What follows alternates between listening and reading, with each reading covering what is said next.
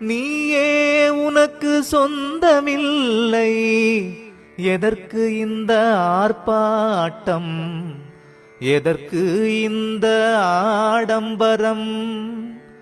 பெற்றோர் வைத்த பெயரும் பிணமென்று மாறுது, விரும்பி அணிந்த துணியும் கந்தலென்று ஆகுது.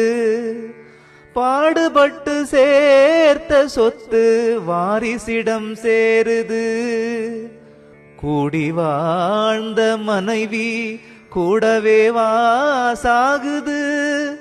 ஓடியாடி உழைத்த உடம்பு உயிரை விட்டு கிடக்குது. உயிர் கொடுப்பேன் என்றதெல்லாம் ஊமையாக நிக்குது. சொந்தமென்று சொல்வதெல்லாம் உனக்கு சொந்தமில்லை. நீ